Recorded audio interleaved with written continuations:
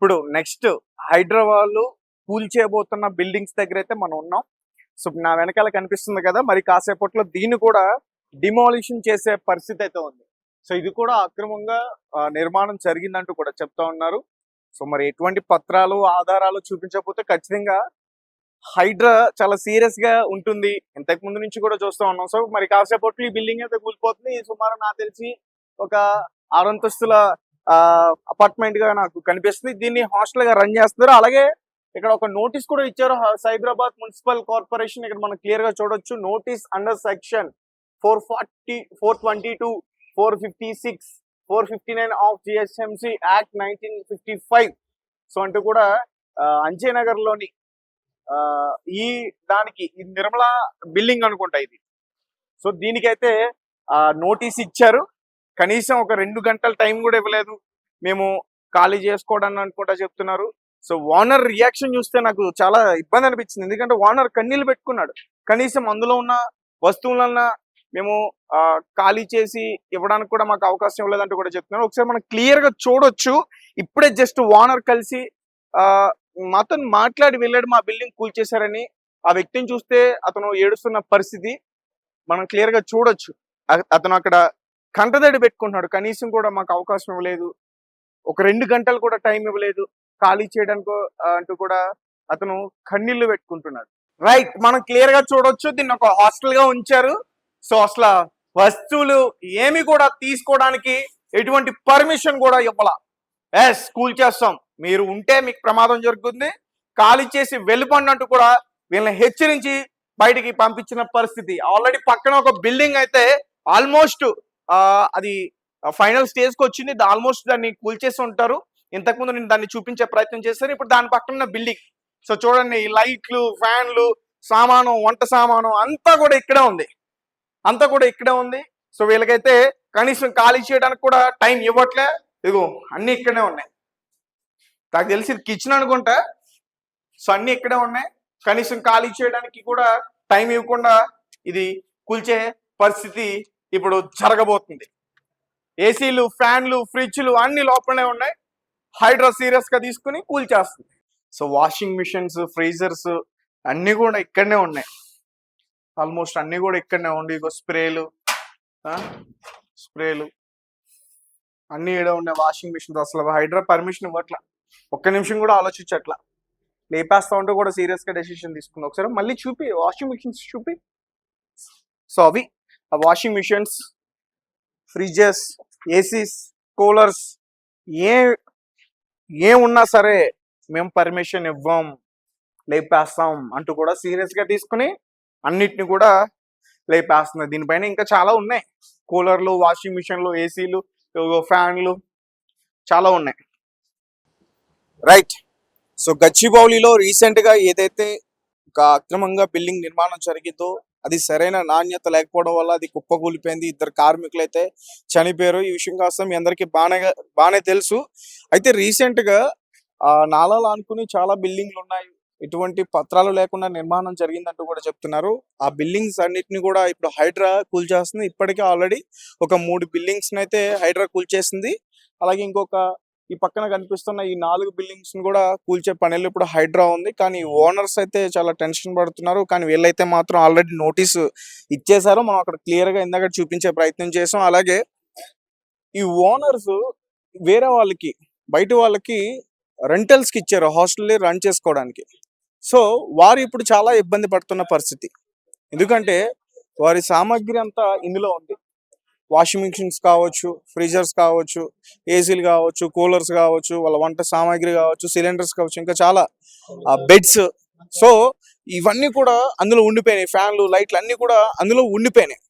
So సుమారుగా ఇది వచ్చేసి దగ్గరగా ఒక 6 ఫ్లోర్లు ఉంటుంది. ఈ 6 ఫ్లోర్లు కలిపి 40 లక్షల రూపాయల విలువ చేసే వస్తువులు లోపల ఉన్నాయి. హైడ్రా వాళ్ళని మేము పర్మిషన్ అడుగుతున్నాం, ఆ బిల్డింగ్ మీరు కూల్చుకోండి, మాకు సంబంధం లేదు, మీరు ఏదైనా చేసుకోండి, బట్ మేము రెంటల్స్, మా వస్తువులు అందులో ఉన్నాయి, మేము వాటిని తెచ్చుకుంటాం, మాకు ఒక 2 గంటల సమయం ఇవ్వండి అంటే కూడా వాళ్ళు ఇవ్వట్లేదు, కూల్చేస్తున్నారంటూ కూడా చాలా మంది ఇక్కడ మనతో పాటు చెప్పే ప్రయత్నం అయితే చేశారు. సో ఏదేమైనప్పటికీ చాలా వేగవంతంగా ఇక్కడ కూల్చివేతలు అయితే జరుగుతూ ఉన్నాయి. సో ఈ నాలాకు ఆనుకుని ఎన్ని అయితే అపార్ట్మెంట్లు ఉన్నాయో, ఎన్ని అయితే బిల్డింగ్స్ ఉన్నాయో వాటన్నిటిని కూడా ఒక వారం రోజుల్లో పాటు క్లియర్ గా మొత్తం డిమాలిషన్ చేస్తానంటూ కూడా హైడ్రా అధికారులు కూడా చెప్తున్నారు. సో చూద్దాం, ఒకసారి రెంటల్స్ తో కూడా ఒకసారి మనం మాట్లాడే ప్రయత్నం చేద్దాం. గచ్చిబౌలిలోని వైట్ ఫీల్డ్ దగ్గర ఏదైతే రీసెంట్ గా ఒక బిల్డింగ్ సరైన నిర్మాణం జరగకపోవడం వల్ల కుప్పకూలిపోయిందో, తర్వాత ఇద్దరు కార్మికులు కూడా చనిపోవడం మీ అందరికీ బాగా తెలిసింది. అయితే తర్వాత అధికారులు చాలా సీరియస్ గా తీసుకున్నారు.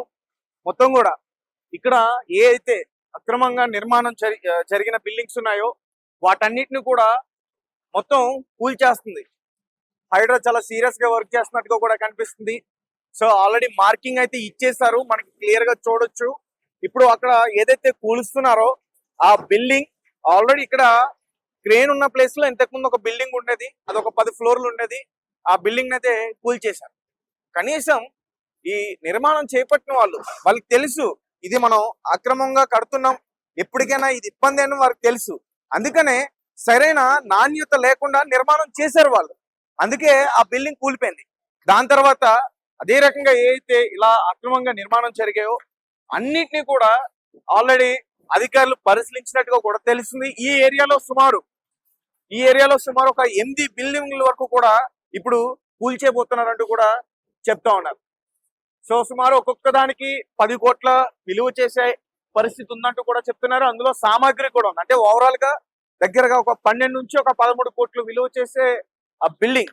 సో ఇదంతా కూడా అక్రమంగా నిర్మాణించి దాని మీద కొన్ని కోట్ల రూపాయలు ఖచ్చితంగా సంపాదించారని చెప్పొచ్చు. ఎందుకంటే అదంతా కూడా పీజీ. అక్కడ మీరు క్లియర్ గా చూడొచ్చు, అనికా పీజీ ఫర్ మెన్స్. మొత్తం నాకు తెలిసేది ఒక 8 ఫ్లోర్ల వరకు కూడా ఉంది. 8 ఫ్లోర్ల నిర్మాణం జరిగింది. మరి ఎన్ని సంవత్సరాలు అవుతుందో, దాని మీద ఎంత డబ్బులు సంపాదించాడో ఇదంతా కూడా తెలియదు. అండ్ ఓవరాల్ గా ఇంకొకటి ఏంటంటే, కనీసం ఇలాంటి బిల్డింగ్స్ కడుతున్నప్పుడు ఫైర్ సేఫ్టీ ఖచ్చితంగా చూసుకోవాలి. అధికారులు కూడా పర్మిషన్ ఇచ్చినప్పుడు ఫైర్ సేఫ్టీ ఉందా లేదా అనేది ఖచ్చితంగా చూసుకోవాలి. అండ్ మరీ ముఖ్యంగా మరి అంబులెన్స్ ఏదైనా ప్రమాదం జరిగితే అంబులెన్స్ రావడానికి దారి ఉందా, అలాగే ఏదైనా అగ్ని ప్రమాదం జరిగితే ఫైర్ ఇంజిన్ రావడానికి అవకాశం ఉందా, ఇవన్నీ కూడా చూసుకోవాలి. కానీ అటువంటిది ఏమీ చూసుకోకుండా అధికారులు పర్మిషన్ ఇవ్వడం, వీళ్ళు ఫ్లోర్ల పైన 10, 8, 15 ఇలా ఫ్లోర్ల పైన కట్టుకుంటా పోతే తర్వాత చాలా ఇబ్బంది పడే అవకాశం అయితే ఉంటుంది. సో వాళ్ళు కట్టడం కూడా ఎలా కడతారంటే, సరే ఇంకా అధికారులు ఎలానో పర్మిషన్ ఇచ్చారు కదా, ఎక్కువ డబ్బులు పెట్టడం ఎప్పటికైనా ఇబ్బంది అని నాకు తెలుసు. అందుకని వారు నిర్మాణం చేసేటప్పుడు సరిగ్గా నిర్మాణం చేయరు. తక్కువ రూపాయలు అంటే సుమారు ఒక బిల్డింగ్ కట్టడానికి, అలాంటి అపార్ట్మెంట్ కట్టడానికి ఒక 20 కోట్లు అయింది అనుకో, దాన్ని 5 కోట్లలోనే కట్టేస్తారు. అంటే నాణ్యత లేని సిమెంటు, నాణ్యత లేని ఆ ఇటుకలు ఇవన్నీ కూడా తీసుకొచ్చి నిర్మాణం చేసేస్తారు. దాని తర్వాత సరిగ్గా వర్షం వచ్చినా గానీ లేకపోతే ఇంకేదన్నా ప్రమాదం జరిగినా కానీ వెంటనే కూలిపోయే పరిస్థితి వస్తుంది. రీసెంట్ గా ఆ బిల్డింగ్ అలానే కూలిపోయింది. దాని ద్వారా ఇప్పుడు పక్కన ఉన్న ఆ బిల్డింగ్, తర్వాత అటు పక్కన ఉన్న ఆ 2 బిల్డింగ్లు కూడా అవన్నీ కూడా నాలా పైన నిర్మించారు. ఒక నాలా పైన నిర్మించారు. ఎప్పటికైనా ప్రమాదమే. ఎప్పటికైనా ప్రమాదమే. ఎందుకంటే చాలా ముందు ఆలోచన చేశారు అధికారులు. ఒకవేళ ఇప్పుడు ఆ బిల్డింగ్ ఏదైతే ఉందో ఆ బిల్డింగ్ కూలిపోవడం వల్ల అక్కడ కార్మికులు ఉండడం వల్ల 2 మాత్రమే మరణించారు. ఒకవేళ అది హాస్టల్కి ఇవ్వడానికి అతను రెడీ చేశాడు. అందులో ఒకవేళ ఆ హాస్టలర్స్ ఎవరైనా ఉంటే మరి ఈ రోజు ఖచ్చితంగా జరగని ప్రమాదం జరిగితే ఖచ్చితంగా వందల సంఖ్యలో మరణాలు జరిగాయి. ఇప్పుడు కూడా ఆ బిల్డింగ్ లో కూడా వేల మంది ఖచ్చితంగా ఉండే అవకాశం అయితే ఉంటుంది. సో వారందరినీ కూడా ఖాళీ చేయించేశారు. వాళ్ళ వస్తువులు కొన్ని అయితే ఉండిపోయినట్టు కూడా తెలుస్తుంది. పాపం వారికి తెలియదు కదా, వారేదో ఇక్కడ హాస్టల్లో ఉంటూ స్టడీస్ కోసం జాబ్ కోసం ఉంటారు, వాళ్ళకి తెలియదు కదా.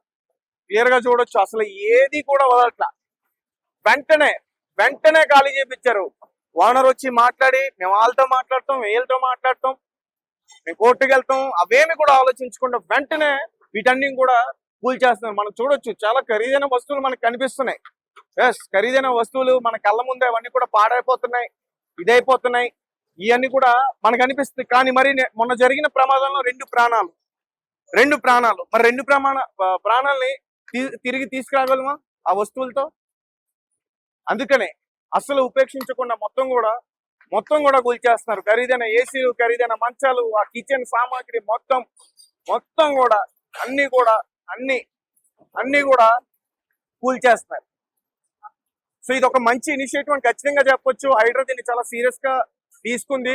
కేవలం ఆ ఒక్క బిల్డింగ్ దాని పక్కన ఉన్న బిల్డింగ్ మాత్రమే కాదు, ఇంకా పక్కన ఇంకా అధికారులు చెక్ చేశారు. ఇటు వైట్ ఫీల్డ్ లోని అటు ఏదైతే ఇంకొక ఏరియా ఉందో ఆ ఏరియాలో కూడా అసలు ఇలా బిల్డింగ్ నాలాల పైన కానీ ఆక్రమణ నిర్మాణాలు కానీ వీటి అన్నింటినీ గురించి కూడా పరిశీలించి నిర్ణయం తీసుకుని వాటన్నిటిని కూడా మార్చేశారు. గచ్చిబౌలిలో ఇంకొక 10 రోజుల్లో ఇంకొక 10 నుంచి ఒక 15 బిల్డింగ్స్ వరకు కూడా హైడ్రా కూల్చే పరిస్థితి అయితే ఉంటుంది. పెద్ద పెద్ద బాహుబలి క్రేన్స్ అయితే తీసుకొచ్చారు, చాలా పెద్ద పెద్ద క్రేన్స్ ఇవన్నీ కూడా. సో ఒక్కొక్క బిల్డింగ్ మొత్తం కూడా ఒక 10 ఫ్లోర్ల ఆ అపార్ట్మెంట్ ని మొత్తం కూడా కూల్చేయడానికి వీళ్ళకి ఎంతో టైం పడుతుంది, సుమారు 1 గంట నుంచి 2 గంటల టైం పడుతుంది. మొత్తం కూడా లేపే పరిస్థితి అయితే ఉంది. ఒకసారి మనం ఆ పక్క వెళ్దాం, ఒకసారి వాళ్ళతో మాట్లాడే ప్రయత్నం చేద్దాం. అసలు ఎలా పర్మిషన్ ఇచ్చి ఉంటారు వీళ్ళకి, అలాగే ఓనర్స్ బిహేవియర్ ఇక్కడ ఎలా ఉంటుంది, ఇవన్నీ కూడా ఒకసారి మనం తెలుసుకునే ప్రయత్నం చేద్దాం.